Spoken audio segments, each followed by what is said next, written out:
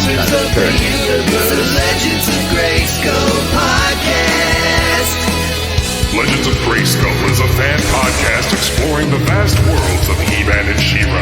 Join Sean Scavarna and Matthew Duke as they discuss the history and mystery of Eternia and Etheria, diving deep into all incarnations of Masters of the Universe.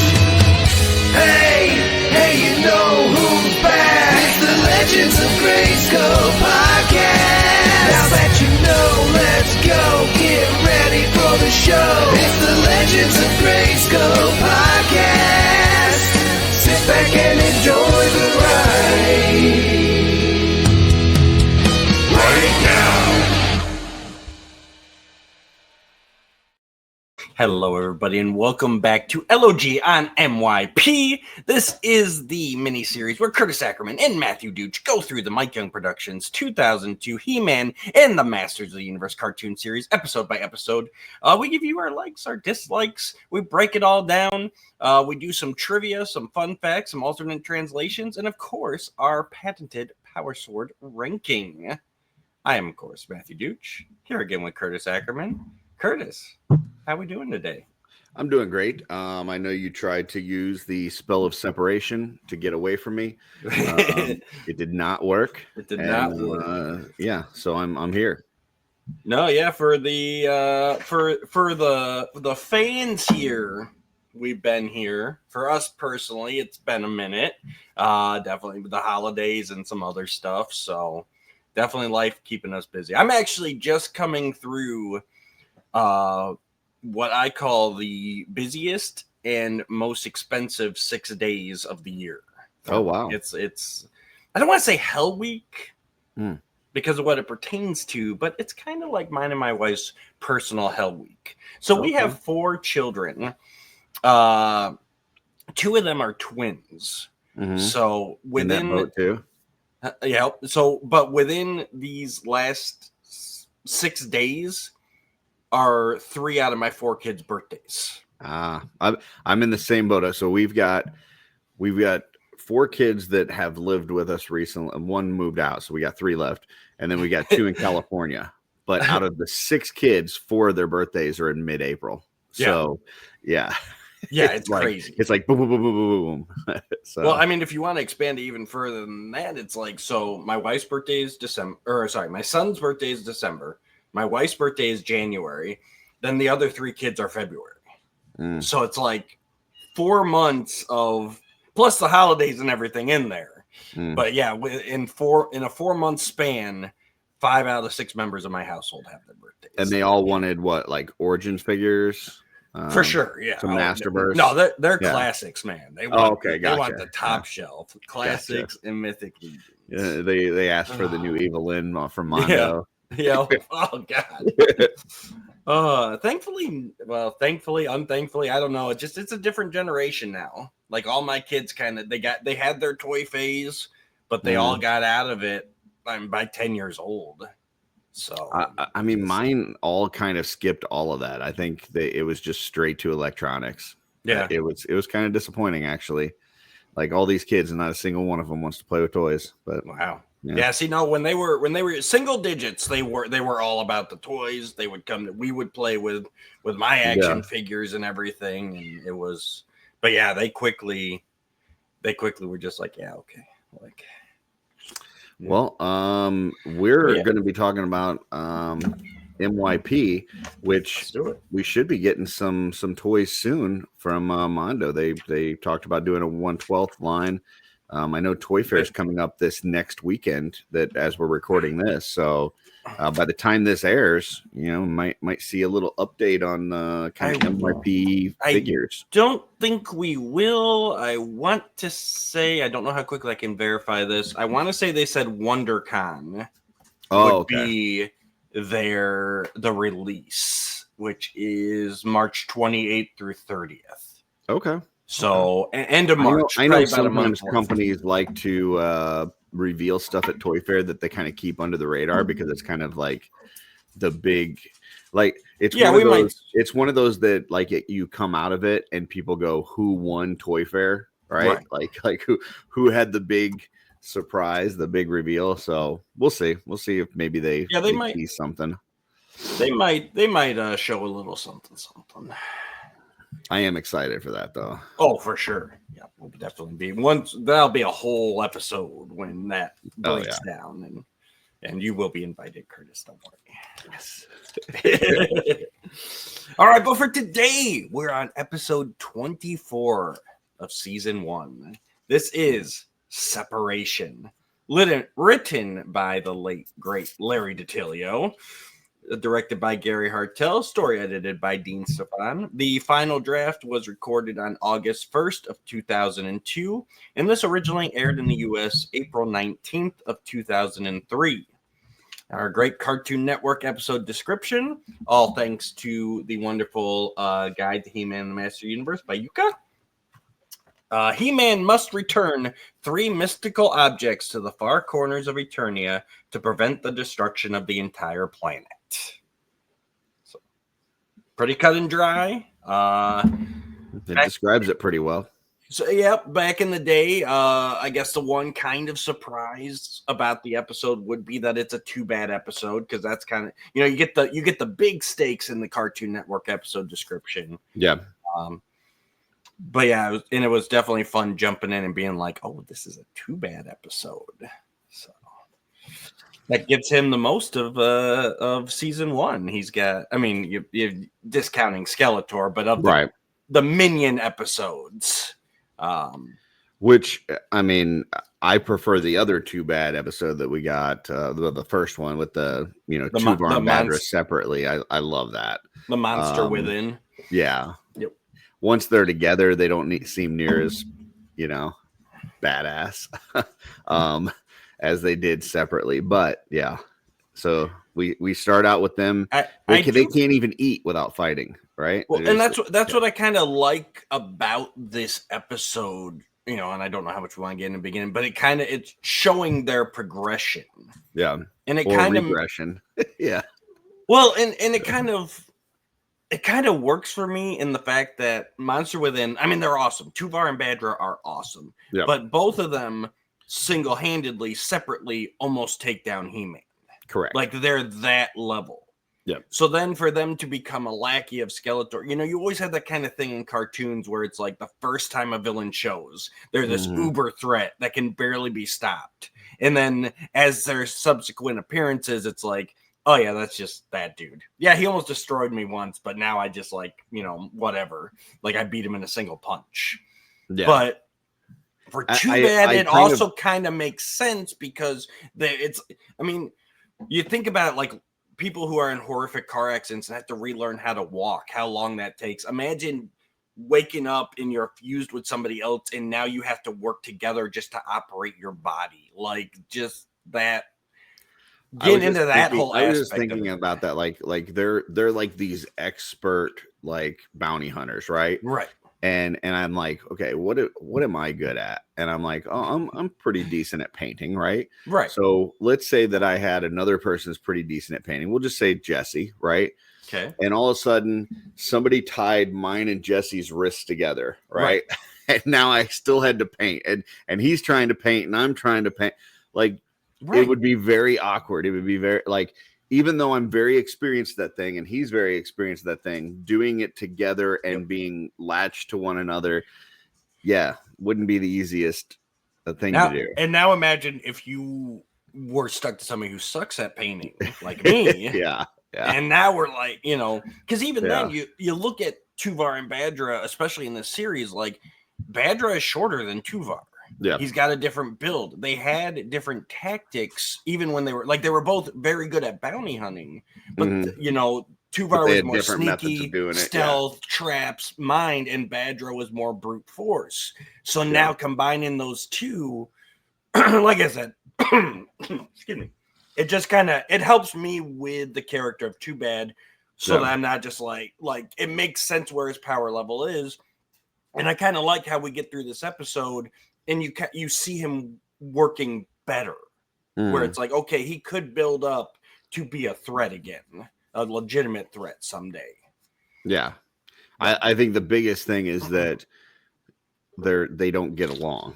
You know, like yes, it would still be a struggle to learn how to coordinate your efforts and all this and that. even if you were on the same page. But Right. the fact that they hated each other beforehand Mm-hmm. makes it very difficult because they're unwilling to want to work together. Exactly. So, yeah. So, but yeah, let's excuse me. I'm good. All right. So All right. yeah, we start out. They're just eating. They're having a meal. Yep. Too bad is having a meal and already arguing. The Yep. one is Tuvar shoving food in his mouth and Badra's belching, and Tuvar's quite disgusted at his belch. Yeah, they're just arguing and fighting. Yeah, and then we get Stinkor comes along. Great Yep. to see him. I also Yeah, love in case you were offended by a belch, here Right. comes Stinkor. I also love what they're doing with Stinkor, where he refers to himself as Stinkor, because his whole thing was like to become an evil warrior, and now that he is, he's just like, I Stinkor, evil warrior. Like he's just so freaking proud. Like he wears it like a badge of honor for sure. Dude, I can't hate him as a villain. Like he's just he's like, you can tell even the way he's being performed in this episode, like he's just so happy to be here. Like this is it's the kid that dreamed of making the major leagues, and he's sitting on the White Sox bench, and he's just like, yeah, this is awesome.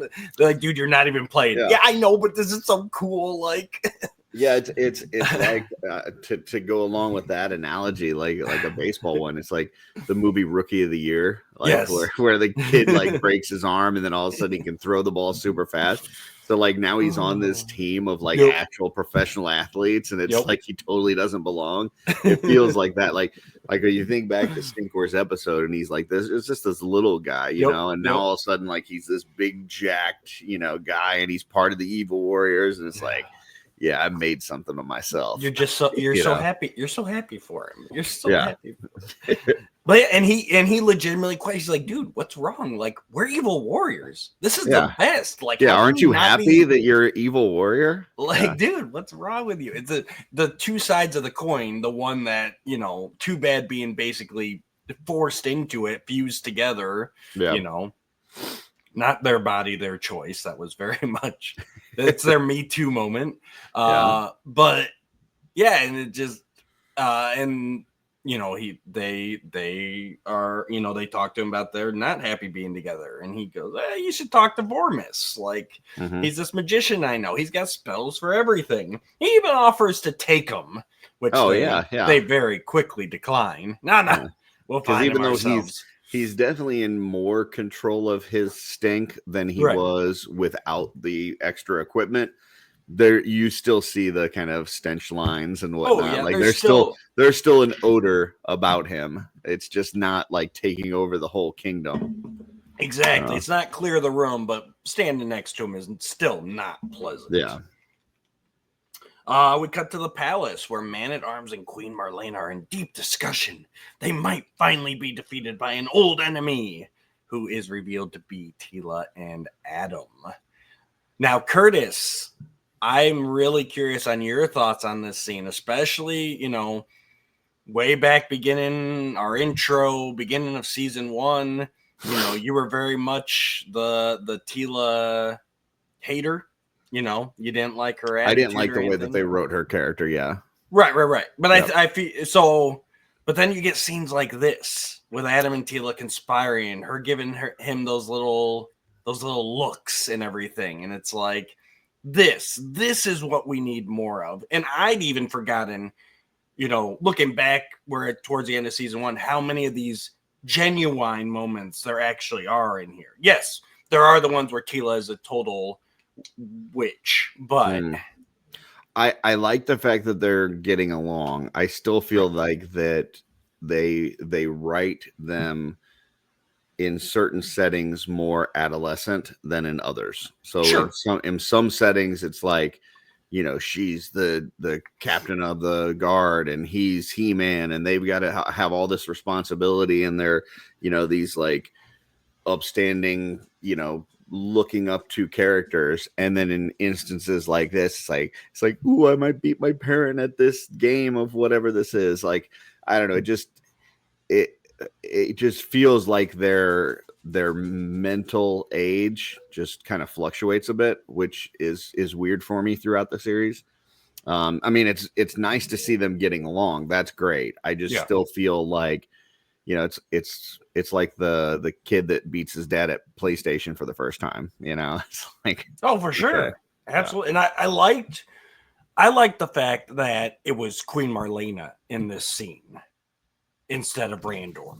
Like, it's really easy to just go Adam Randor, Tila Duncan. Like, so it was nice to see the Queen getting the spotlight, and like this is something that her, and Duncan, it kind of shows that Duncan has had to fulfill both roles in Tila's upbringing. You know what I mean? Like he's all in on it on his own. So that dude must never get any sleep. And I guess I had never really kind of thought of Duncan and Marlena having any sort of like relationship or connection outside of him just working for them. You know what I'm saying? Like, that Randor and Duncan were old war buddies, right? So that's my buddy's wife, not that's my friend as well. So I've never gotten the impression that through any of the other Motu content that it's like, hey, they do stuff together for fun, right? Like, so this was a little interesting on that level. Yeah. And I'm sure he went to her for advice. Like, you think about it growing up with Tila being, having a daughter, who would you go to? Well, I would go to my best friend's wife, the mother of his son. Like, it's just a nice, a nice moment. And to your point, I just think like, they're supposed to be 16 at this point. Like, that is kind of the age where it's like, am I a kid or am I an adult? You know what I mean? Yeah. And that's...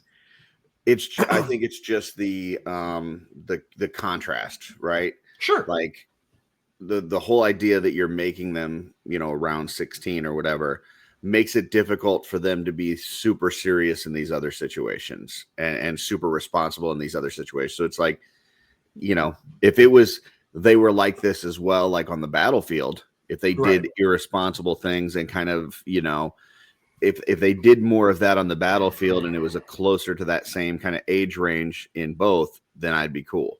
But the fact that they're like super adult responsible over here and then very childlike and, whimsical over here, it's just, it doesn't, it just makes a very different character. It's like, okay, which character am I watching at this moment? Okay, they're in this mode, not that mode. So, in hindsight, I really wish, especially after this rewatch, that they hadn't made Tila captain of the guard, at least at the beginning of this series, and instead had her work towards that. So then you could, I think that's one of the big wrinkles here is, like, I'm okay with Tila having the, she's a 16-year-old girl. Like, she's gonna flip flop, but the fact that she's also captain of the Royal Guard at the same time is what is kind of like, if they had built to that, and after some of the events we see at the end of season 1, maybe give that to her, maybe to try and take some stuff off Duncan's plate that we'll see, like that would have been a nice like maybe see an episode where she isn't a jerk to Roboto, right, and like take him under her wing and like really utilize him and help him to be a part of the group, and then they go, you know what, you deserve to be captain of the guard because you do a good job of incorporating people and making sure that they feel like they're part of this thing. Right. So it could have been some nice growth over the series. So poor Roboto, man. I just feel like Roboto gets crapped on this whole series. So even in this episode, like we'll talk about it, but I feel like you just get crapped on all the time. Hashtag justice for Roboto. Exactly.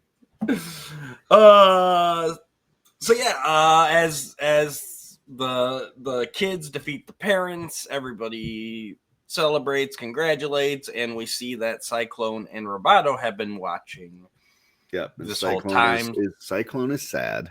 He's sad. Mm-hmm. Roboto detects that he's sad, thanks to those awesome sensors he has, and asks him why. And Cyclone muses to him that he's upset that he lost his family. He doesn't know what happened to his family, which I'll be honest. Like this whole B plot since this episode first aired has always kind of driven me nuts from a logical standpoint. Like it feels very disconnected from the main story. Like it that, yes, and just Cyclone's personal story. Like he never left Anwat Gar. He stayed and protected. So the idea that he doesn't know what happened to the other Gar, well, how couldn't you? You were I there. kind of got the impression that he knew that his parents were dead, right? Like he knew that his immediate family was dead. But then Robato's like, oh, well, in my rough calculations, it seems that people, reproduce and maybe you've got other relatives out there somewhere. So then it's like this, okay, well, let's see, maybe I do, they don't have that test, I guess, that you can do, the DNA test that tells you, who your relatives are and where they are. So he's just got to just go flying around and trying to find somebody that he's related to because he wants to feel part of a family again. Right, and that's, I mean, I guess I could have used a little bit more exposition because then it's weird. It would have been one thing if Cyclone been like, all my people are gone, and then Roboto. It sounded more like Cyclone was questioning, like he doesn't know what happened to his people, and then Roboto's like, oh, you should have ancestors somewhere, Whereas if he'd been like, I'm all alone, I'm the last of my kind, and then Roboto's like, well, humans populate, so theoretically, and then maybe they discovered something that was like, oh, it says some Gar migrated to this island, because we never really talk about where they go. They just kind of show up there, and they don't even really seem surprised that it's deserted, and then they're just like, I thought that was Anwat Gar that they showed up at. Is that not where they go? It can't be though, because we met Cyclone on Anwat Gar. Right, but I thought maybe they were going there for like clues as to where maybe who might have gone where. Like I didn't feel like they thought that was the end destination, that they were going to find people, but maybe they were going to find clues to where people were. The problem is that this whole B plot is, to me, it feels very disconnected from the main story. Like it's in I think it was the last one we did was with Buzzoff, right? Or was that a couple ago? No, that was a while ago. Stinkor's episode was the last. That's right. So the one with Buzzoff where like he kind of flies off and like Orko goes with him and stuff, that also kind of felt disconnected, but then they brought it back together. Like it was like, okay, well he's going this way, but then they bring it back, and then there's the whole thing with the bridge, and it like the stories merge and they come together. It doesn't ever feel like it merges here. Like it just kind of like they're doing this thing, and meanwhile this other thing's going on. And it really, the A storyline is so heavy and so awesome that like the B plot doesn't even have the time. Like we shouldn't even have this. It doesn't have a payoff. Like there's no spoiler alert, people. Like, I mean, you should have watched this before you listen to us, but like spoiler alert, he doesn't find any of his family. It just felt like this whole B plot was a way for them to set up the moral. Like they're like, hey, we got this moral and this episode, which really don't jive. Let's throw in this B plot. We'll give you 5 minutes across the episode. That's all you got. But you got to build up to this moral that we're talking about. And like I said, you don't have the time. They show up to this village. It's pretty much wordless. They're just like, nobody's here. Let's go. Like, to your point, if they had showed up there and they've been like, oh, there's a library. Let's check there. And shows them reading. And they're like, nothing. There's maybe we get a little bit more information about the Gar and like their history and stuff. And somehow that ties into the spell of separation, or, maybe one of them, assisted in creating it or something. I don't know. It would have been nice if there was more information on the B plot and if it then tied in. So exactly. Yeah, but it was like a whole bunch of nothing. It was like, hey, I'm sad. Let's go look. Nope, we didn't find anything. Episode over. Okay. So, yeah. Back with our A storyline.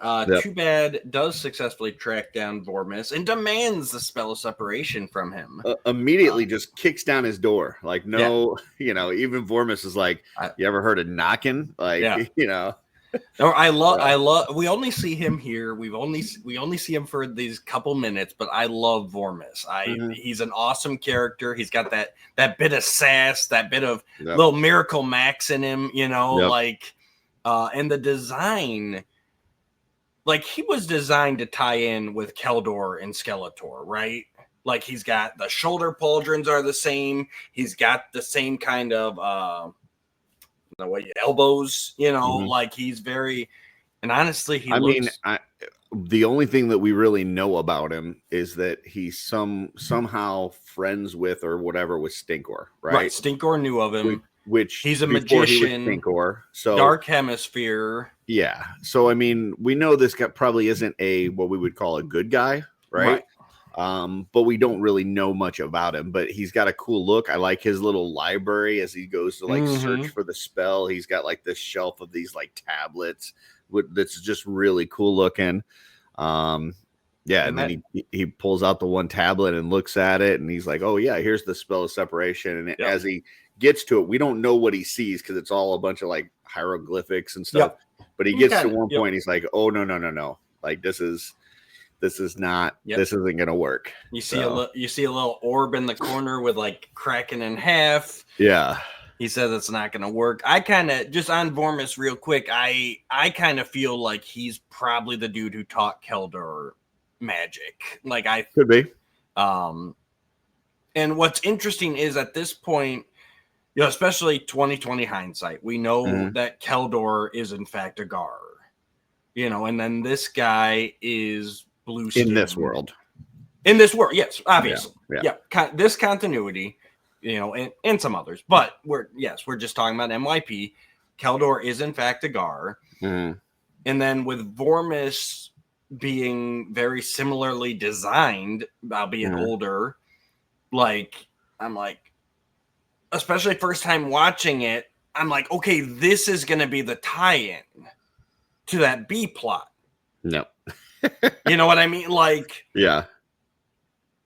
and what if that just pure speculation, like what if they did tie it into more, I will go looking for remaining Gar and the ones I find are evil, maybe what he finds is Vormis, and that's how, because what we get, spoiler for future, but what we get is basically as they move forward the spell separation, all of a sudden we get one of those moments where Sorceress just wakes up and is just like, oh my gosh, something bad's happening.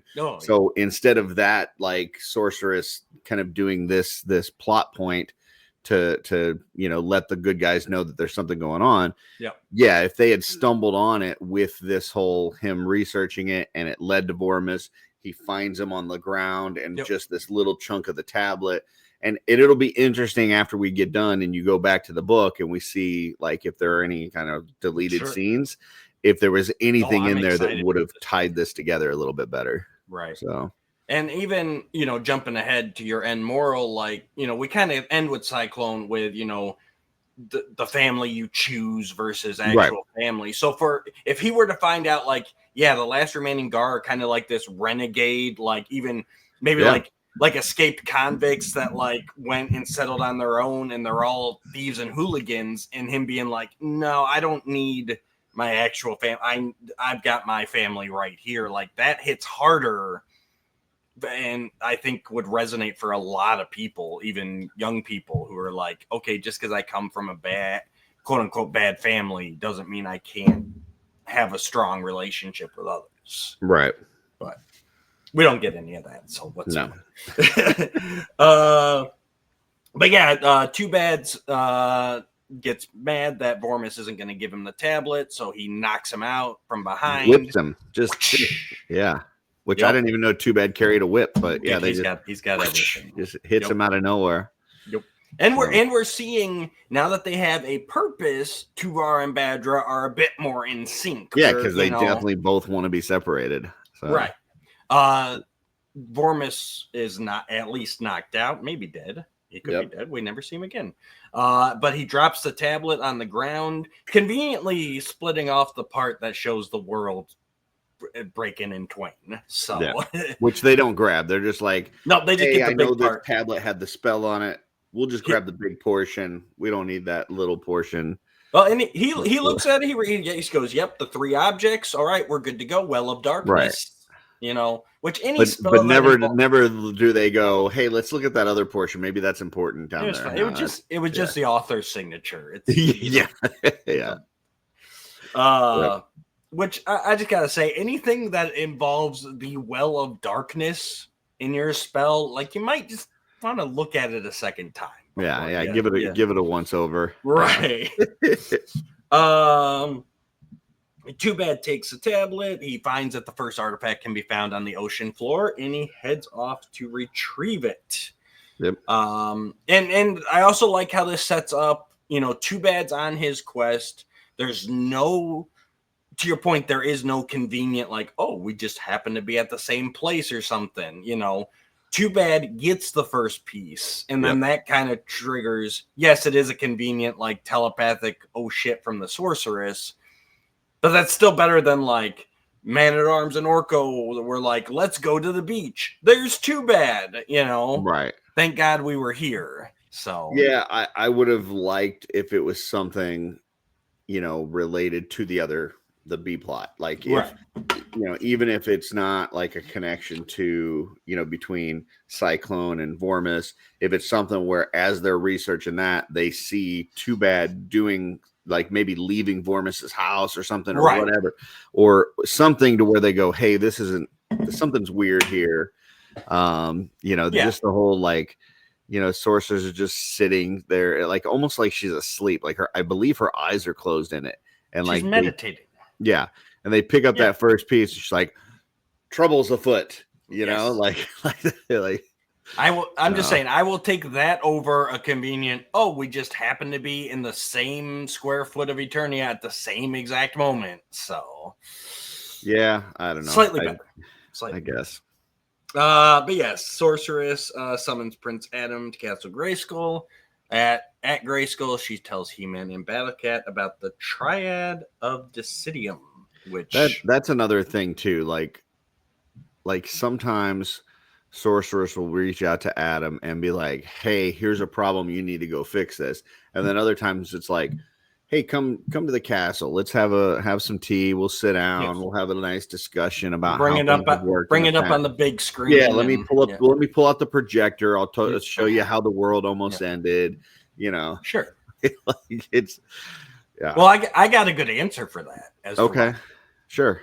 It depends on how much script they need to fill, how much runtime they have in the episode. So that makes sense. Yeah, if we're a minute over, then she's just telling him through telepathy. I'm like, instead of having to come to the castle and explain this, they could have taken that time and developed the B plot a little bit more, and just had her go to, wherever was going on. But whatever it is. I will say though, this will factor into a point I'll have in a bit. So we'll come back to them traveling to Grayskull. We'll circle back. Yes. Yeah. But for the moment, so Triad of Decidium, it was created by the evil warlord Hordak in his first appearance mentioned in the MYP series. Lucas. I think just to go back real quick, when Too Bad gets the first artifact, which is on the ocean floor, like they just kind of go down and get it. Like there's nothing else. And maybe, I mean, the ocean's a large place for sure. But for some reason, anytime they talk about going in the water, I'm like, oh, cool, we're gonna see Merman. No, we don't. No, we don't. I will say, but it's a little disappointing every time they talk about going into the sea. If we don't see Merman, I'm like, We did see that cool mural though that showed all the mermen fighting against another. It looked like another race to me with a lot of spikes over them. Yeah, I didn't know what that was. I was going to ask you about that. So. Yeah, I believe fan speculation at the time, and my speculation as day was supposed to be like that was going to be Spike-Or's race, because that whole left side of the mural is all they all have spikes on them, and then the right side is clearly mermen. I thought it was like a blowfish kind of thing, but which I mean, you go one of two things for Spike-Or, right? You either go the puffer fish or a porcupine. Yeah. I know a lot of people, I think, go porcupine, even from a young age, knowing like sea urchins and pufferfish. Like I always kind of went there with spikor. So I'm curious if maybe that was their thought in this series to kind of have them be another aquatic species. I always kind of thought that he was like a robot, like he was like, not some sort of organic creature, but something that was put together. But that just from the figure just was like, oh, well, this is like a metal kind of spiky guy, but true. Yeah. The world may never know because we never see. But I just wanted to point out, no merman, even though they got the thing off of the ocean floor. But yeah, then I'm sorry, back to Hordak and I will just get out of the way about the three pieces right up, so I don't have to harp on every time. They're all conveniently located, considering they're easy to find. It's not so, like they're easy. Like they're not. You're not buried anything. You're not. You get the Caligar one, and it's literally just on a random column in Subternia. Like, this isn't like the Holy Grail in Indiana Jones and Last Crusade, where you gotta like do all these tests and stuff to get to it. It's just like, nope, here it is. Marzo's amulet was hitting better than these are. So, so we're at Sorceress. We meet Hordak in silhouette for the first time. We see his race for the first time.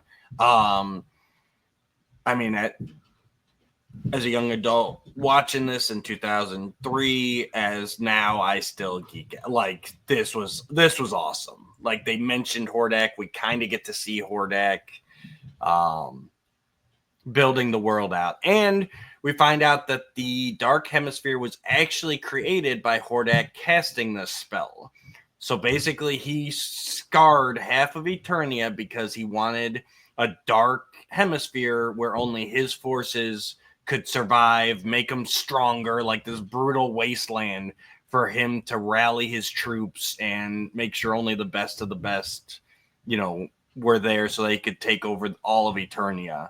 But once he triggered the spell, it was so powerful that not only created the dark hemisphere like he wanted, but it started to rip the planet to its core. Yeah, and it was even putting him in danger. And I like that they already set up Hordak to be that kind of villain that's like, well, this is dumb. I don't want to destroy the world. I want to rule it. Like, which I think a lot, we get too much nowadays of villains always trying to destroy everything. Like if I can't have it, reality must not exist. Like, and Hordak is like, the only thing is stupid. Like I would imagine watching this for the first time, you'd be pretty geeked out and being like, oh crap, like this is the begin, like we're getting ready to get Hordak and the evil horde. And well, we're not looking to the future, Curtis. I'm just saying, like, as somebody that was watching this back then, I bet it was pretty cool to go, oh wow, this is going to lead to X, Y, and Z. Yep. To not then get X, Y, and Z would be disappointing. But in this moment, yes, it's cool. You see all these. He's got. I think she refers to them as like evil sorcerers. Yeah, They're doing this conjuring and stuff. So he's got like people that are working for him. It's not just Hordak by himself. And he's got this going on. And you got the silhouette. And I thought the silhouette thing was kind of cool because it like. It's just a nice enough tease, but then if we were to get Hordak later on, it would be a better payoff because we've never fully seen him and that kind of thing. So, and same as we saw with King Hiss earlier, he was there. We saw him transform, but we didn't really see him. And it's like, okay, so they're keeping all, but again, just fleshing out the world. We now know why there's a light and dark hemisphere in this continuity. Pretty cool. As a guy who loves the lore, this is like awesome. Yeah. So and so she lets him know. And I like that she doesn't know everything. She's like, somebody is trying to do it, and they assume Skeletor. But but even He-Man's like, even Skeletor wouldn't be foolish enough to destroy the whole world. Like, well, yeah, because Skeletor would want to read the whole tablet. He wouldn't just not look at the little last bit that was on the floor. Exactly. So, but and Sorcerer speculates, they may not know what they're doing. But we got to find out, He-Man. You're not getting out of this job. Get out there and do your thing. He-Man travels to Subternia, where the second piece of the triad is Well, located. before that, though, we have get Cyclone and yeah. Roboto looking around, and they can't find anybody. Yeah, this is when they walk into the village, spend 2 seconds there, and head home. So it's like my kid when I tell him to go to the pantry and get the can of corn, and I don't want to just skip ahead to the rest of the story, dude. We got to give them the information. Like, yeah, there's a we already scene talked about this with Roboto and Cyclone. So, and then we're back to He-Man. All right, we're back to He-Man. We're in Subternia. The piece is conveniently located on the pillar, but there is a bunch of Caligars roaming around, and it again, like for a long forgotten thing, it's kind of weird that it almost seems like they're patrolling and like guarding it. Like there's nothing else there, but it's also awkwardly up on a pillar. So it's like, it's the whole thing's kind of weird. Like, we're just gonna protect this random pillar with that. We got that random piece lodged up there. Like, and I couldn't tell if they were protecting it or if it just happened to be in the same area that they were in. Like, if they are residing in that area and this thing just happens to be there, like, do they even know it's there? I don't know. That's what I mean. The whole thing's kind of murky. That's about what it's like. If they've given something else, if they've given like some huts or something in that area, like then you could, or they're digging, or they're like, but they're just kind of milling about, but there's nothing else there. So maybe that's just the Caligar Highway. Like, they're just like walking around, you know. But Too Bad does launch some bombs into a nearby tunnel, causing everybody to run to that tunnel. Yeah, so, for sure. And Too Bad is able to get the second piece. He-Man does catch up to them here and confronts them, makes them drop the two pieces they have, tells them to put their hands up and walk away. Very, very police officer-y. And tells them that it's dangerous. They need to stop. Yep. He doesn't actually tell them what the danger is, though. Yeah, no, just that they need to stop. It's going to be bad if you continue. I believe he says that something about they're messing with forces they don't understand. Yeah. Okay, He-Man, help them understand that. Tell them that if they do this, the world will split in two and everybody dies. Like, that's just as long as forces you don't understand. It's the I don't have time to explain. Destroy the world. Yeah. I don't have time to explain, but then I'm going to spend 20 minutes talking about something else, but not just tell you you're going to just end the world. Yeah. And I think that they even could have done that here. They could have had him say, you're going to destroy the world, and have Too Bad just not believe it. Like, well, he's just trying to stop us, you know? Exactly. But yeah. He's scared of us separate. We almost defeated him separately. Yeah. Like, he's scared of us being most powerful again. But yeah, He-Man goes to grab the bag that they dropped with the artifacts in it, and Tuvar uses a flash grenade on his palm to blind Battle Cat and He-Man. Too Bad recovers their satchel, and they take off on a pterodactyl.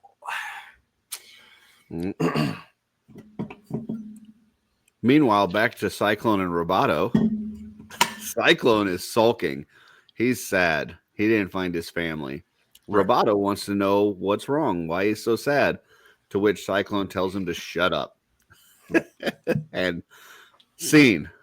Jeez, even take that scene and give them some looking around the village and some actual answers. Like, no, just him sad, the other guy showing concern, and him yelling at him. So Too Bad arrives at an ancient ruin, which is the location of the third piece of the triad. Here again, it's kind of awkward. So we get to see our mother dragon, who is a welcome presence back from all the way back from Dragon's Brood, which is like episode 5 or 6. Like, it was really early on. But now she pretty much acts like the guardian of this third piece. Like, she's very much against Too Bad getting into this area. And it's another kind of murky Caligar thing where it's like, why is she... Like, we saw her before. She was out in a, Beastman trapped her in a cave. She went to Grayskull. She, like, And now all of a sudden, she was the only thing and this isn't in the story, people, right. but the only thing I could think of as I'm going through this, because I had the kind of that same thought, like, why is she, so protective of this area? She was very protective of her kids in the one episode we saw. So I'm like, maybe there's like a nest around here somewhere. Maybe there's like, maybe she doesn't care about the artifact, but there's something else that she's trying to protect in this area that she thinks they're trying to get to, is the only thing I could justify in my head. And I completely agree. And that's where I go. I just, again, like with the Caligars, I wish they had shown that. Yeah. Like, too bad heading in and they accidentally like walk through her nest with eggs in it. Well, we didn't have time to show that though, because we had to show Cyclone being sad. Yeah, Cyclone had to tell her about it to shut up. That's okay. Yeah, if they had shown some of that motivation, because then obviously she gets into it later because of He-Man. Yeah, like when they went to go get the artifact, if all of a sudden we saw like some dragon eggs, like they're trampling right through the nest, and she just happens to chase them into the clearing. Yeah, that would have solved all my slight issues right there. Yep. But yeah, Badra fights the dragon. They're able to knock her out in midair. She plummets to the ground, which is pretty impressive if you think back to the other episode that we were watching. Like that dragon was tough for. I mean, Skeletor's up there. You got He-Man up there. Like there's a lot of things going on. Trying to take it, and too bad is just like, nope, done. Like take them out. So this is where I hadn't even thought about it until you brought it up earlier, but you're right. As this is going along, you're seeing Too Bad work better. I mean, the fact that Too Bad's able to take out this dragon that took many others to take out before is pretty impressive. For sure. Too Bad is able to get the third piece. Mm-hmm. He-Man gets there just after them. He does find the mother dragon, who looks like she's going to be okay. He's checking on it though. He immediately is like, I got to check on the dragon. Yeah. And he Battle Cat's kind of weary about it, and he's like, it's cool, she's an old friend, which I like. Again, continuity, because while we saw Cringer in the beginning of the episode, he was mysteriously gone the rest of the episode, so he doesn't know her. So I think what happened here, I think we missed a scene in the previous episode. We'd have to look at the book and see, because I know that every time that He-Man comes across somebody, at the end he shakes their hand and welcomes them to the Masters. So I'm sure that's what happened. Like after they encountered the dragon the first time, he shook the dragon's hand and said, "You are now a master of the universe." Right. And we just missed that scene. Yeah. So. But it's cool. It's cool seeing her again. We get the confirm, because I mean, really up until this point, we don't even know that when Too Bad meets her. Yeah, we don't know that it's definitely her. Yeah. But then when He-Man shows up and she's like, "Yo, I remember you. We cool." And he's like, "Yeah, you cool too." So, but yeah, he recognizes the mother dragon, and as they see Too Bad flying away, and they are forced to continue their pursuit. Too Bad takes the three pieces to the Well of Darkness and prepares to invoke the spell of separation. Nothing bad can happen here. Nothing. And I like here that we see, Tuvar's gung-ho, and Badra's like, He-Man said some stuff. Like, maybe we should think about this a minute. Like, which seems reverse of their normal strategies, their normal personality. Right. Like normally Tuvar is the very strategic one that kind of thinks things out and has a plan and stuff. And Badra is just like brute force going at it. And here we see them kind of switch roles a little bit, which may show kind of how they're connecting a little bit better. Like they're starting to take on the personalities of the other one, because now Tuvar is a little bit more kind of, throw caution to the wind. We're just going to do this. And Badra is the one going, wait a minute, maybe we need to think about this, because, He-Man did say that we could be messing with stuff that we don't understand. I just think it's an interesting dichotomy. Oh, for sure.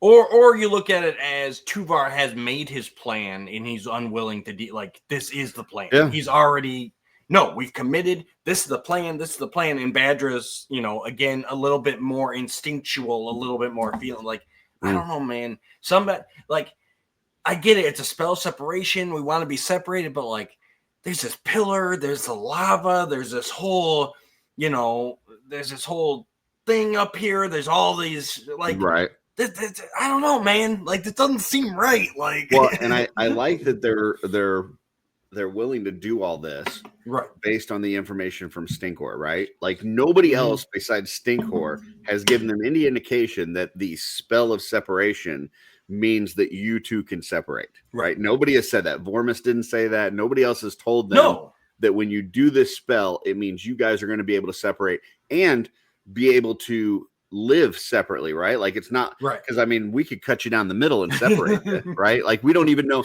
even if it did separate the two of them, are you gonna live? Like we don't know, we have no idea. But just off the word of Stinkor, they're like, yeah. Well, and even Stinkor was just like, Vormis knows a lot of spells, he can probably help you. Like he wasn't like, oh yeah. Like, I guess so, because he didn't say spell of separation. They just came through the door and they came through and they told Vormis they wanted to be separated, and Vormis did he went down like they're all in alphabetical order. I thought they said when they came through the door that they wanted a spell of separation.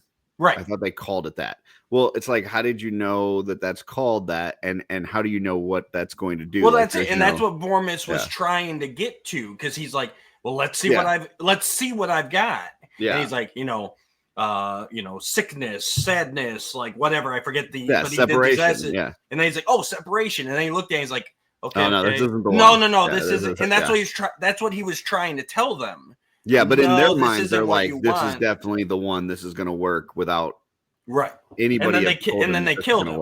Yeah. So, like, you think they killed him or they just knock him out? I want to go with they killed him. Okay. We're older now. And we never see him again. So yeah, he did. That was our first. That was our first casualty of MYP. There you go. R.I.P. Vormis. R.I.P. Vormis. You will be remembered. It will be remembered. So Badra says wait, because He-Man told him that they didn't know what they were messing with. Tuvar puts in the artifact anyway. Yep. And then all of a sudden we get He-Man showing up. Well, but even before it, we got flames erupting from the ground. We got a dark storm. We got wind and lightning, and it's like, and He-Man shows up, sees that they've already put it in. I like how He-Man's behind the 8 ball this whole episode. I liked it. Like, he's trying to play catch up. He had his best shot in Subternia. He blew it, and here we are. Well, because he had to go to the castle. I mean, if she had sent him to them initially, maybe he would be a little bit better spot. Right. But he had to wait for her to pull out the projector, and you got to take that like film and wrap it around the wheel, and it was like a whole thing. The sorceress telepathically informs He-Man that while it started, there may be time to save the planet if he can successfully return the pieces of the triad to their resting spots. Yeah, to their safe spots that are definitely meant for those pieces, and not just random spots that they were in, not being guarded or protected in any way.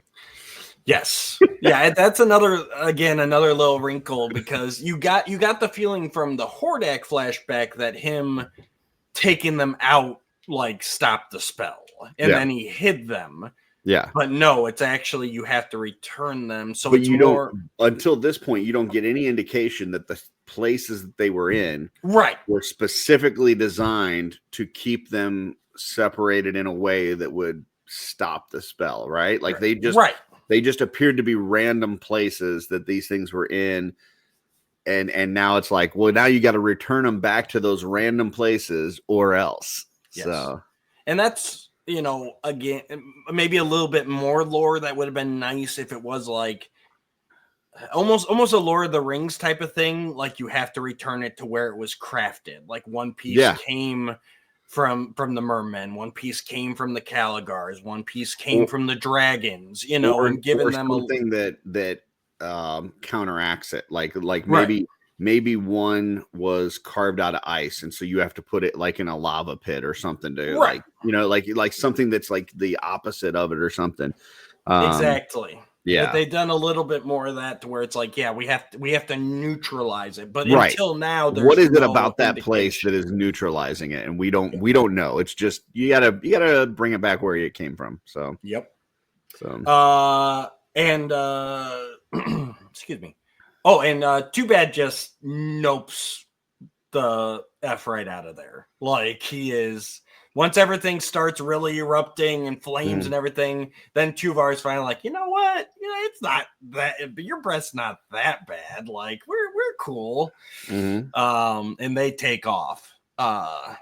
Which I liked. I like that there didn't need to be a confrontation there. You know, yeah, it's just like oops, our bad, and then they're just out of later, there. He-Man. Yeah, you got this under control. We're out. Which is kind of how I would expect it to be, you know. Sure. Yeah, it's not a Skeletor like trying to cling on to victory. It's not like Too Bad wants the world to end, so they're not going to fight He-Man on it. Like, hey, all the best, you know. But we're not going to help you. But yeah, you know, good luck. Our bad. Yeah. Our bad. Meanwhile, Roboto and Cyclone are flying through some fog. Yep. And Roboto wants to land because it's getting pretty rough out there because of the whole spell and everything. Like there's, you know, things happening, and Roboto's like, we should land. This is dangerous. And Cyclone says, no, we carry on. Scene. God, I'm so glad. I have no idea how this is, you know, how it's relating, but there you go. He-Man grabs the triad and he returns. He's going in reverse order, just theoretically that's the closest. And he goes back to the ruins first, gets that piece of triad returned, but at the same time, an earthquake occurs, causing trees to fall on Battlecat, knocking him out yet again. Yeah, it wouldn't be an episode with Battlecat if he didn't get taken out. So, and here's this probably even more. I don't want to say more so, but this is definitely one of my major gripes with the episode. There was no reason to knock Battlecat out here. You could have just said, like, we're on a ticking clock here. Like, and factor in the fact that Battlecat has now taken He-Man from the palace to Grayskull. This is what I was talking about earlier. So he's gone from the palace to Grayskull. They didn't go to water, but they went to Subternia. They went to the ruins. They went to the Well of Darkness. They went back to the ruins. Why can't you just look at Battlecat and show that he's tired? You know, like he's done a lot. We don't have to knock the dude out. Just be like, He-Man returns the piece. He sees Battlecat, and Battlecat just like, you know, and he's like, or even Sorceress being like, He-Man, you have to move faster. You're taking too long. Right. You got to find an alternative method that's and then the dragon, because I mean, flying is faster than land. That doesn't put Battlecat down at all. Like, dude's done a ton today, but flying is always going to be faster than taking the bus. Like, so then the dragon pops up and he's like, rest, Battlecat. I'll be back. And him and the dragon go on. There was no need to knock the dude out here. No need at all. That's my soapbox. But either way, we get to the same thing. We do show that Battlecat's all right, but he's not going to be ready to run anytime soon. So, but now we get He-Man flying a dragon. He-Man Dragon Rider. Here we go. Which obviously is what they're like. That's why they brought the dragon back. They're like, what if we get He-Man to ride the dragon? Which is awesome. I love these sequences, but definitely cool. You didn't need to do my boy Cringer dirty like that. That's all I'm saying. Yeah, but he's not going to complain about it because he can't talk. So right. We go back to your palace. Well, at least this time it actually makes sense. We cut to the palace, and obviously the earthquakes, the wind, the lightning, everything is falling apart. Support beams are coming down. We see Ram Man secure a support beam by headbutting it, which is obviously... That's how you fix things. That's how you fix support pillars, is by hitting them really hard in the opposite direction.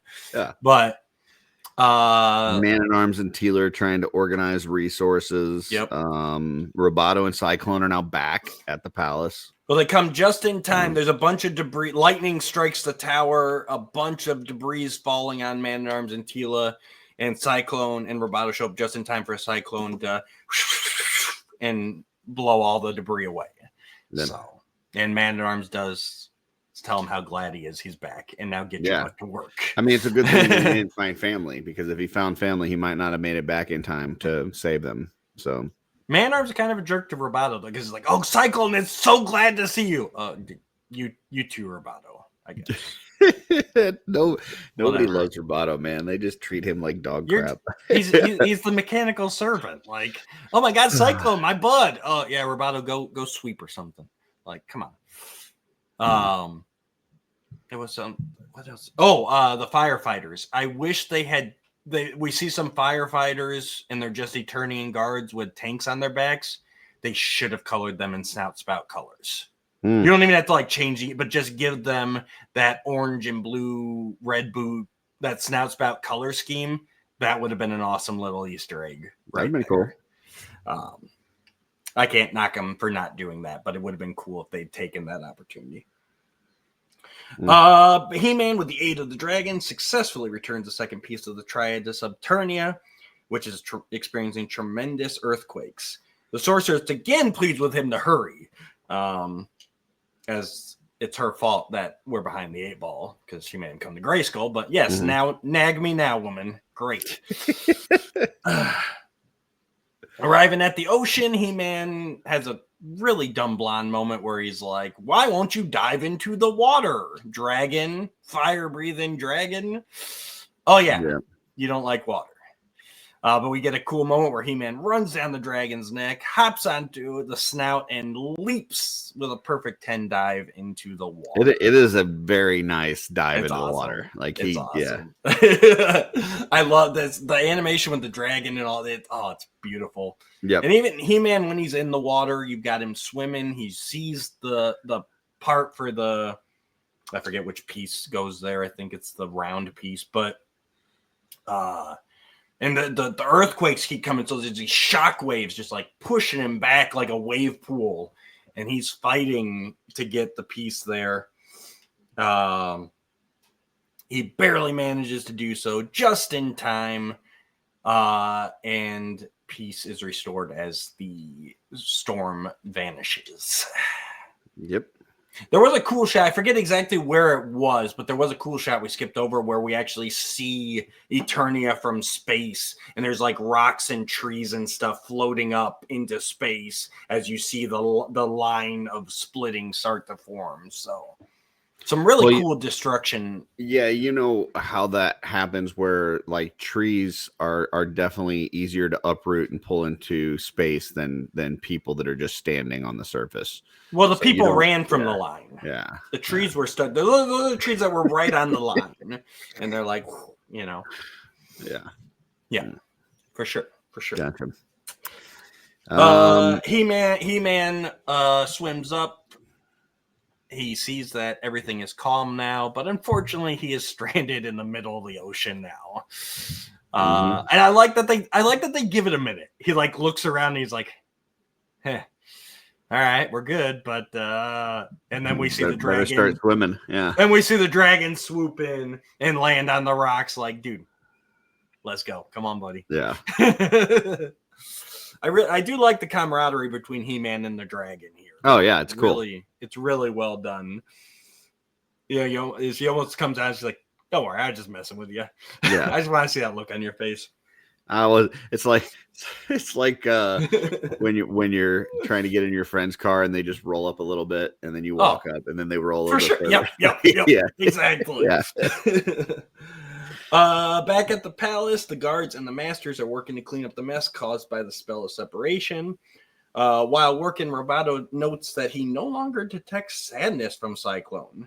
Yeah. Cyclone is happy that all is well in the kingdom. Excuse me. Roboto points out, because he can't just let Cyclone be happy, he's like, right. Dude, you didn't find any family. Yeah. You're still utterly alone. Yeah, why aren't you sad? You don't have family. You have no family. No one loves you. You're going to die alone. Right. Like, how can you possibly be happy? To which Cyclone replies that the masters are, in fact, his family. Yep. And they support and care for one another. Just like a family. Back at Snake Mountain, Tuvar and Badra are still fused together.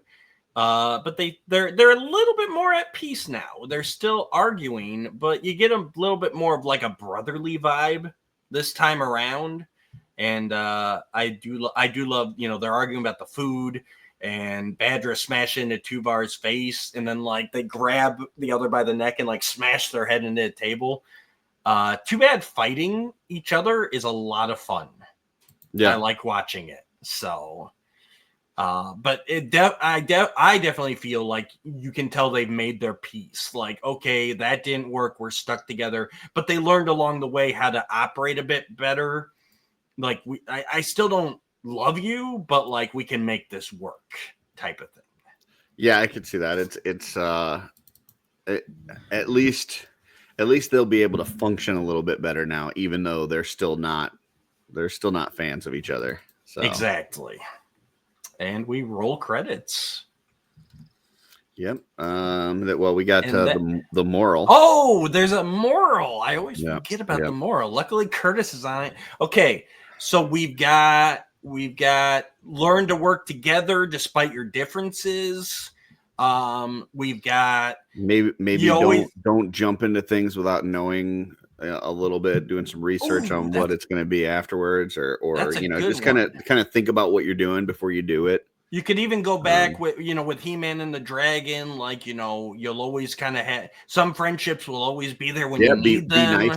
Be nice to somebody. You never know when you're gonna need help from somebody in the future or whatever. And we still never really got. You could even do an animal PSA that we never got at the end of Dragon's Brood, even though it made perfect sense then to do it, but they didn't. It's got to be one of those.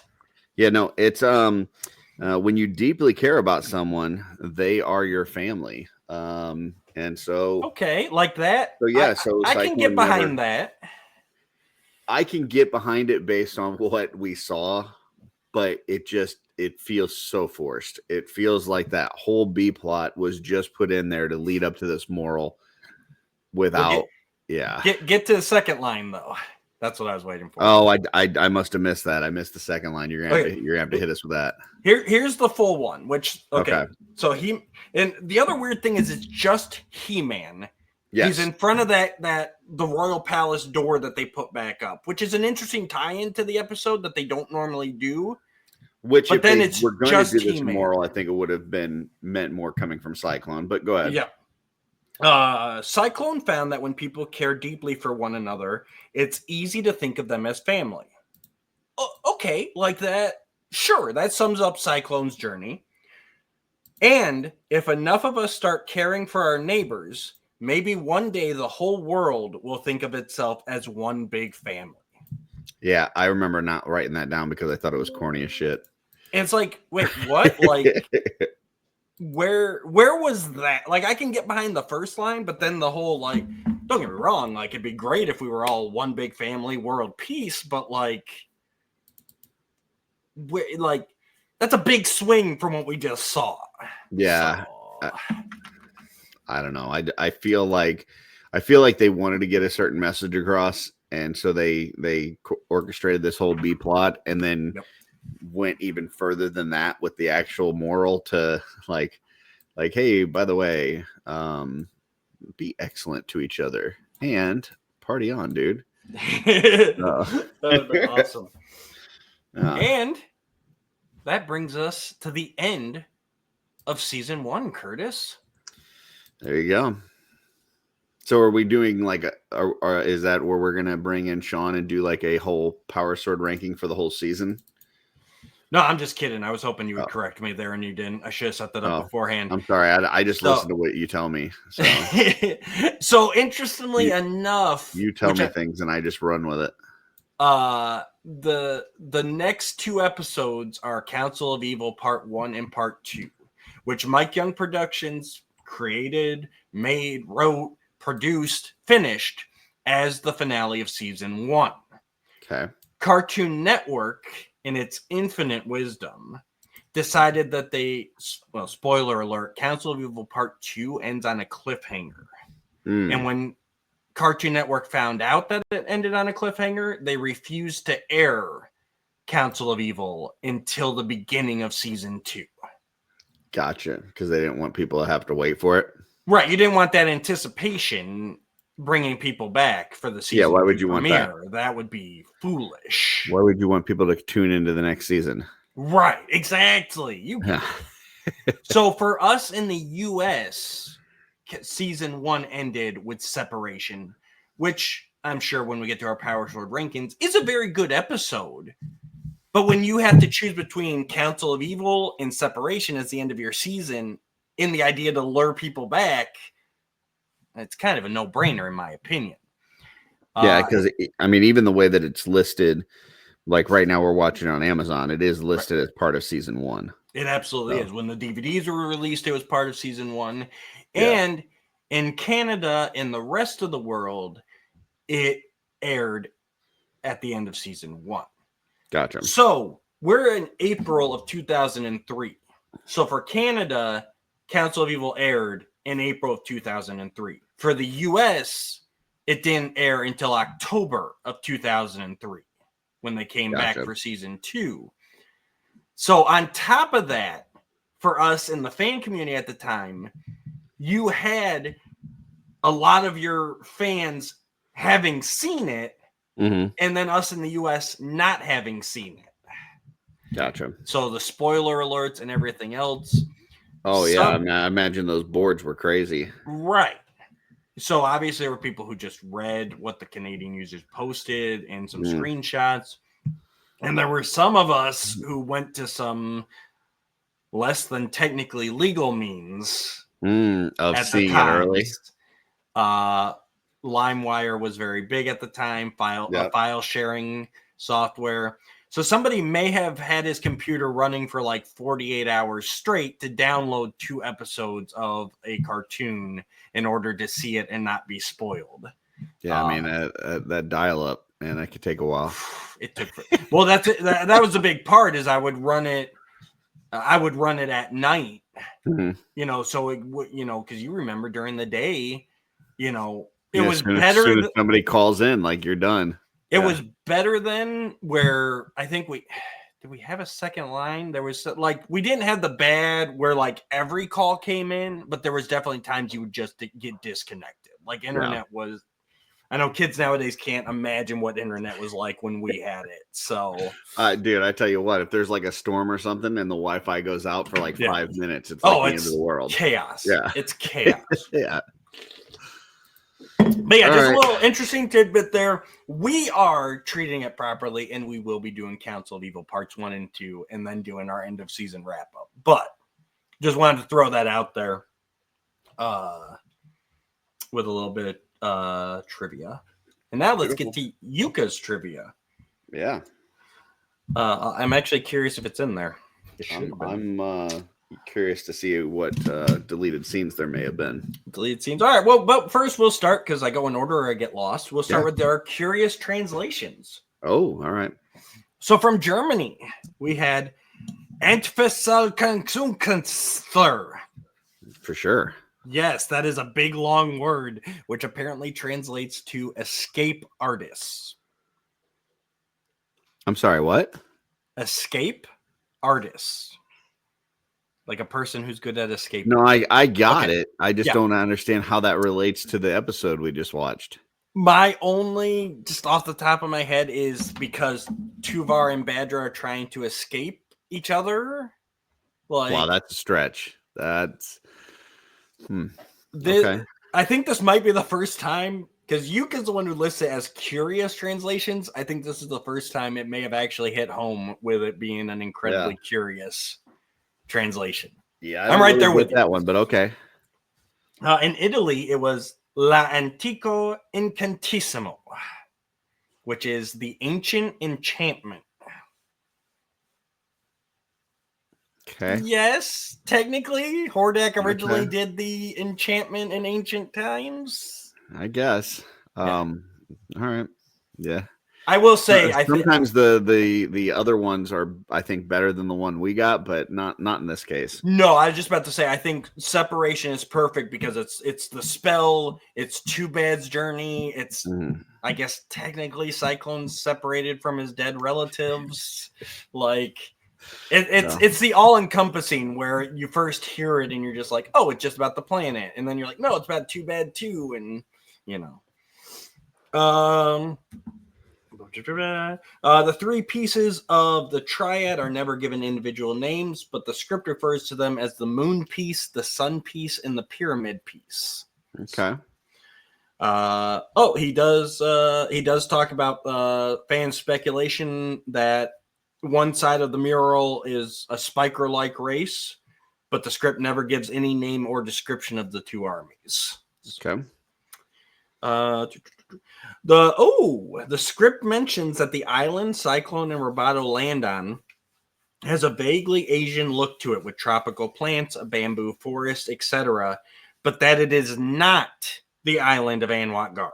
Yeah, okay. All right. So that was a separate place they went to. So it's got similar like construction and stuff, indicating that his people were there at some point. Right. But, yeah. So I think what we needed was just a little tidbit of them like, well, I found this thing that says that some of your people migrated here. And then that's where, like, we just need a little bit more explanation there. Yeah. Because just based on like the structures and stuff, I assumed it was Anwat-Gar. So yeah, a little bit on that would have been great. Right. No deleted scenes? Yeah, I'm looking through the ones that are actually. I don't like to give everything because I still want some people to entice people for the book, but I like to do kind of some of the most relevant. Yeah, for when I get the book someday. Right, exactly. A cut scene had Cyclone and Roboto land the Wind Raider, and Cyclone point with excitement and start advancing through the thick bamboo-like foliage until they came into the valley proper with its ruined village and overgrown weeds and realized it was a ghost town. So there was supposed to be a little bit more misdirect where like they land and Cyclone's like, there's a village over there. And, he's excited. And then he's like, whereas I feel in the show, like they knew it was abandoned when they walked into it. Like there was no, like even that, I guess, would have given us a little something. Would have been nice. Yeah. Yep.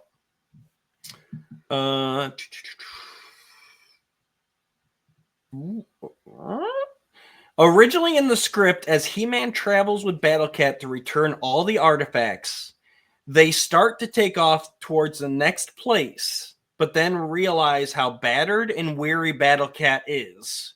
When he hears the sound of the dragon, the scene cuts to him riding on it towards Subternia. The original script doesn't knock Battle-Cat out. He's just battered and weary. I mean, but it's Battle-Cat. We got to knock him out. They made the choice. Yeah, we have to. The script gave me what I wanted. That's terrible. Sorry, Battle-Cat. This is MYP. You go down. Oh my. Originally in the script, when He-Man emerges from the water, he looks around, whistles, and the dragon flies into the shot. The dragon then swoops down to grab He-Man from the water.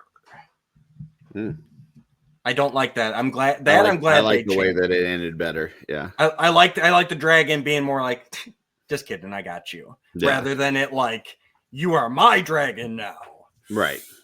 Because it feels like they're like buddies, like, as opposed to like he's just listening to He-Man's orders. So, and that's actually, this has like the least deleted scenes that we've had in a long time. I was actually expecting more in there, to be quite honest. They needed something to help the B plot a little bit better, but that's all right. Yep, for sure. All right, if there's nothing else, it's Power Sword ranking time, as Curtis is ready for his nap. Yeah. For those of you who are unfamiliar with our ranking, we've got 3 Power Swords. That is the best of the best, a perfect episode in our eyes. We've got 2 Power Swords. That's an above average, very good episode. Highly recommend. We've got 1 Power Sword. That's a good average episode. We still enjoyed it. We've got the Cosmic Enforcer over there. That is neutral, neither good nor bad, right down the middle. Then we got the Havoc staffs. 1's bad, 2's worse. 3 Havoc staffs, we banish it to Despondos. We never watch it again. We never talk about it. Curtis, you want to go first? Would you like me to go first? I'll go first. Have at it. I think this is pretty much a solid 1 power sword for me. Really? I mean, I like the whole explanation of the separation of the dark and the good part of the planet and all this and that. The fact that we get Too Bad, the fact that we get He-Man riding a dragon, all that stuff is cool. The storyline felt very just rushed. Felt like there's a lot of details that were missing. The B plot was not connected to the A plot at all. It's just the whole fact that the sorceress just kind of wakes up and is like, oh my God, something bad's happening. Like the whole thing, the way that it came together, I just felt like the storyline was not great. I thought there were great elements, but I thought the story as a whole was pretty bad. You're talking both sides of the story. Yeah. Okay. Both sides of the story, because just the fact that Sorceress just kind of knows that this is going on, and then He-Man's just kind of like chasing his tail the whole time. Just it and then the whole Cyclone Roboto thing is just ridiculous. So, if I could do half power swords, this might have been like 1.5, but it's definitely not 2. Like I go back and think about the ones that we reviewed and the 2s and the 3s, and I'm like, this isn't there story wise for me. So I gotta settle on 1. Fair enough. So for me, I think it's no secret. I've been toggling between 2 and 3. That's where I'm going. Going into it, just because I always kind of think about that before I start our rewatch. I don't watch ahead. I wait till we're gonna do the episode and then I watch it. But I always like kind of think like based on my memory, what do I think I'm gonna be at? And going into this, I'm instantly, separation 3, no doubt. Then I actually get into it. We get the critical eye. We get you and me talking. And that's where now I'm going, okay, where do I want to land? The things I love the A storyline. I like the fact that He-Man's behind the 8 ball. I don't need He-Man always being the, he's got all the answers, or he's always there, or he's always waiting behind the drawbridge door. Like sometimes it's cool to have him playing catch up because the sorceress made him drink tea first. So I like that. I like the character growth and the character itself of Too Bad. He's a lot of fun in this episode. It's nice to see him working together because Monster Within was really the Tuvar and Badger's story. And now we're getting the Too Bad story. So it's a nice payoff over the season to me, and seeing him grow, seeing him accept his fate and start to work together. It's just a lot of fun. The visual gags with him fighting himself. Because who didn't take the vintage toy and make him punch his other head? But now to see him actually like the Badger take Tuvar's head and slam it against the table. Like that's fun. I like the return of the dragon. If it wasn't for the Beast story, this would be a 3 power sword for me. Oh, don't even forget about the lore expansion of Hordak and everything. That's a solid win. Yeah. So, like I said, if I could do a half power sword, man, probably 1.5. But I can't get like. Just, no, I completely understand. Looking back at what I've given a 2. Yeah. 2. If I'm going to put this versus those episodes, like it doesn't hold up. So, no, I completely. I'm not trying to convince you at all. I'm just telling my thinking. So, but the B storyline in and of itself, I've always felt it's awkward. It makes no sense in the storyline of Cyclone. There's not enough. If they had a little bit more of that kind of deleted, like that surprise, but like them going to an abandoned village that, as far as we know, is on Anwat Gar, where Cyclone has spent his entire life, and then finding that it's empty like he knew it was, makes no sense. So that alone, I've got to give this a 2 power swords. Like, it's good. It's above average, but that B story should have either been cut or severely refined. I would have rather be cut, and we could have gotten more about the triad and more about the logic there. So if I were to quote unquote fix this for me, like I don't, and I guess I don't have a problem with He-Man being behind the 8 ball. I have a problem with He-Man being like the sole savior of everything in the universe, right? Like, Okay. I feel like that in this episode, Cyclone and Roboto could have played a part in stopping Too Bad, right? Which never happened. And if it was something where Sorceress, even in the way that it plays out, where Sorceress kind of gets this alert and she's like, hey, this is going on, and I know that Cyclone and Roboto are in this area already. You'll want to go meet up with them or what? I don't know. If there's something where they get involved in this, to where it's, I just don't like the ones where it's like He-Man has to save the day all the time. Like it. Why are we seeing so much of Cyclone and Roboto if they're not going to play any role whatsoever in the actual story? I would have liked to see them be part of this. I don't know. I get you.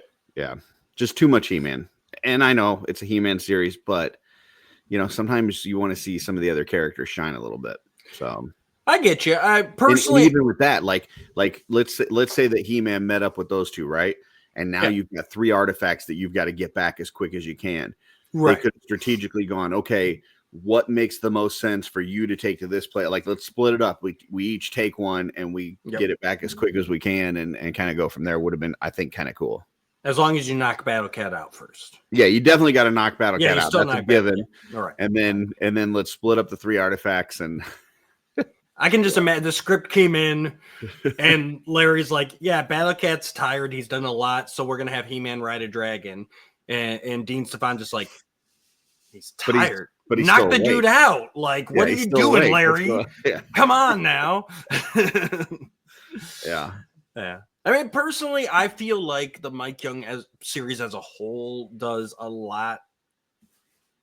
Especially compared to any other He-Man series, I think it's the most team-oriented, where there is usually another master, 2 or 3 helping He-Man, save the day. to where I am like, okay, like we can have the episodes where it is just He-Man, I get it doesn't bug me. But then don't even give me Cyclone and Roboto at all. That's what I want. I want them cut out of it. Yeah. Let's really dive into the triad, explain why these pieces are relevant to these locations, take all that filler, in my opinion, and really bake it into this lore. Well, and if I'm even being a little bit more critical, right? It's like, so this thing happens and Sorceress is like, oh wow, this is bad. This could lead to the destruction of the planet, right? Mm-hmm. And it's like, He-Man, come to the castle. Don't bring anybody else with you. Right. Like, is this important or is it not important? Like I get that not everything has to be world ending, right? You can have these little things that don't require all of the masters. But when it is world ending, right, shouldn't it be more than He-Man? Like he was at the palace. It's not like he was already at the castle and this occurred and he couldn't get help. Like he's at the castle or he's at the palace. She lets him know that something's going on. Hey, by the way, bring Man-at-Arms. Bring, get the posse together. There's no posse here.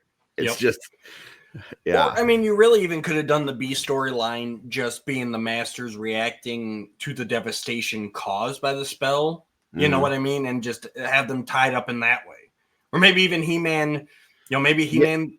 But at the time that she gets alerted, there's nothing going on, right? Well, so, I was going to say, have it kind of run the same up until they actually cut Cyclone and Roboto, but have He-Man go after the artifacts. Too Bad beats him, starts the spell, and that's when He-Man's like, have it be a little bit of the arrogance that we've seen from Adam being younger in this series and thinking he knows it all as He-Man. And then by the time he's like, dang it, he did it, it's too late, and then he reaches out for help.